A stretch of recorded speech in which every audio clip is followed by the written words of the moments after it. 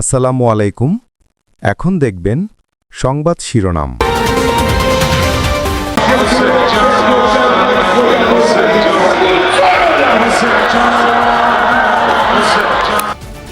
প্রিয় নেতা খামেনি হত্যাকাণ্ডে ইরান জুড়ে মাতম, শহরে শহরে ক্ষোভ, বিষাদ সমাবেশ। আপৎকালীন দায়িত্বে প্রেসিডেন্ট, প্রধান বিচারপতি সহ ৩ জন। سرشار از خشم، سرشار از نفرت نسبت به اسرائیل، آمریکا. ما میداریم اینا رو پاسخ بده، ما اینا رو میداریم.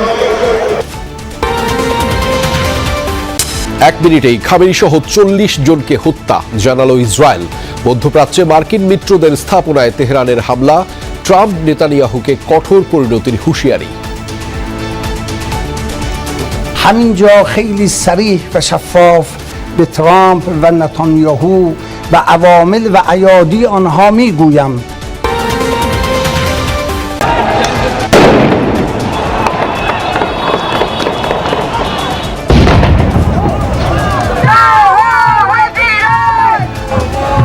খামেনি হত্যার প্রতিবাদে বিশ্বজুড়ে ক্ষোভ বিক্ষোভ। পাকিস্তানের মার্কিন কনসুলেটে ব্যাপক ভাঙচুর, সংঘর্ষে প্রাণ গেল 9 জনের।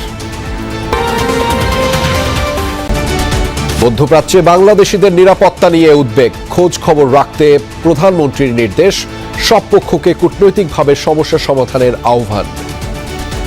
আমাদের সিটিজেনদের সিকিউরিটি প্রাধান্য দেওয়া এবং তাদেরকে সহায়তা করা যাতে তারা কোনো ডিস্ট্রেস ফেস না করে, এবং যারা আমাদের স্ট্যান্ডার্ড প্যাসেঞ্জার আছে এখানে আমরা সহায়তা দিচ্ছি।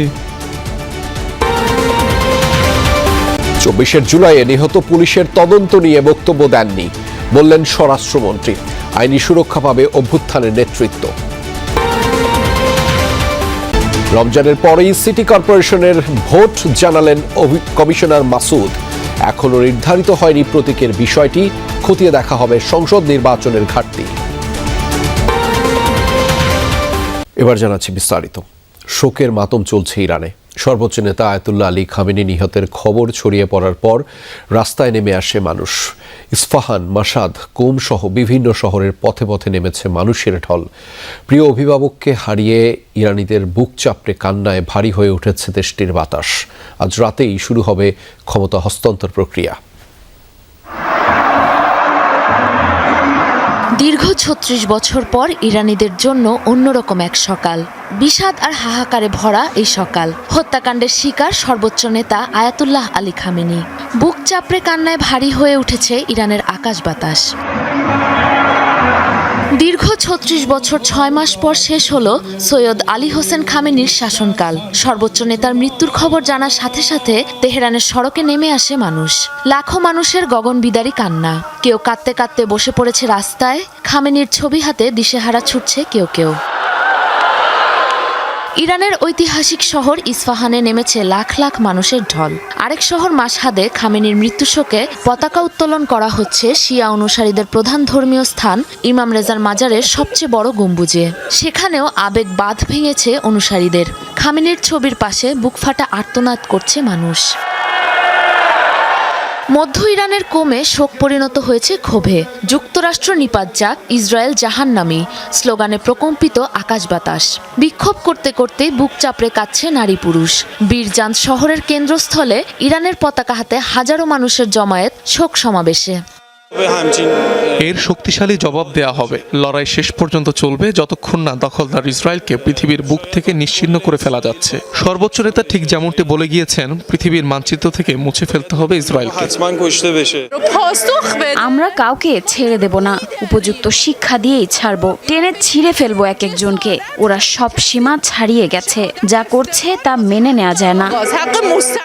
সোমবার তেহরান বিশ্ববিদ্যালয়ে অনুষ্ঠিত হবে সর্বোচ্চ নেতা আয়াতুল্লাহ আলী খামেনির জানাজা। তার মৃত্যুতে সপ্তাহব্যাপী ছুটির পাশাপাশি 40 দিনের রাষ্ট্রীয় শোক ঘোষণা করেছে ইরান। সর্বোচ্চ ধর্মীয় নেতা আয়াতুল্লাহ খামেনির হত্যাকাণ্ডের পর আজই শুরু হবে অন্তর্বর্তী পরিষদ গঠনের কাজ। রোববার এক সাক্ষাৎকারে একথা জানিয়েছেন দেশটির নিরাপত্তা প্রধান আলী লারিজানি।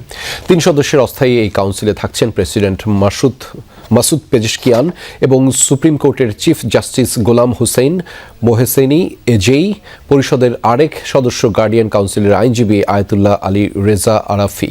পরবর্তী সর্বোচ্চ ধর্মীয় নেতা নির্বাচনের আগ পর্যন্ত দেশ পরিচালনার দায়িত্বে থাকবেন তারা। এদিকে নতুন কমান্ডার ইন চিফের নাম ঘোষণা করেছে ইসলামিক রেভলিউশনারি গার্ড কর্পসের IRGC। বাহিনীটির প্রধান হিসেবে দায়িত্ব নিতে যাচ্ছেন ইরানের সাবেক পররাষ্ট্র ও প্রতিরক্ষা মন্ত্রী আহমদ বাহাদি।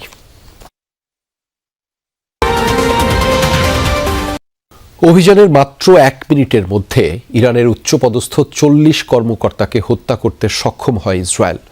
ব্যাপক ক্ষতির সম্মুখীন হয় IRGCর ক্ষেপণাস্ত্র ব্যবস্থা, এমন দাবি ইসরায়েলি প্রতিরক্ষা বিভাগ IDF-এর। এদিকে সর্বোচ্চ ধর্মীয় নেতার মৃত্যুতেও ভেঙে না পড়ে লড়াই চালিয়ে যাচ্ছে ইরান। সামর্থ্যের সর্বোচ্চ দিয়ে যুক্তরাষ্ট্র, ইসরায়েল সহ মিত্রদের জবাব দিয়ে যাচ্ছে বিপ্লবী গার্ড বাহিনী IRGC। প্রাণ গেছে কমপক্ষে 6 জনের। ট্রাম্প নেতানিয়াহুকে কঠোর পরিণতির হুঁশিয়ারি দিয়েছে তেহরান।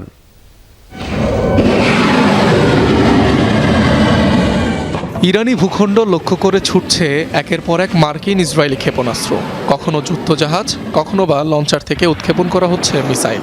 এক প্রকার বিনা বাধায় আঘাত হানছে রাজধানী তেহরানের প্রাণকেন্দ্র ছাড়াও একাধিক প্রদেশে। রোববারও ইরানের বিভিন্ন স্থানে যৌথ হামলা অব্যাহত রেখেছে ইসরায়েল যুক্তরাষ্ট্র। রাজধানী তেহরান ছাড়াও তাবরিজ, কোম, কারাজ, কেরমানশাহ সহ 31টির মধ্যে 24টি প্রদেশেই হয়েছে হামলা। 24 ঘন্টায় ফেলা হয়েছে 1200-রও বেশি বোমা। অভিযান ঘিরে চাঞ্চল্যকর দাবি করেছে তেল আবিব। আমরা ইরানি শাসক গোষ্ঠী, কমান্ড ও কন্ট্রোল সেন্টার, আকাশ প্রতিরক্ষা এবং ক্ষেপণাস্ত্র ব্যবস্থায় ব্যাপক আঘাত করেছি। উল্লেখযোগ্য সফলতা পেয়েছি। প্রথম আক্রমণেই IDF 1 মিনিটের মধ্যে ইরানি শাসক গোষ্ঠীর 40 কমান্ডার এবং সিনিয়র সদস্যকে হত্যা করেছে।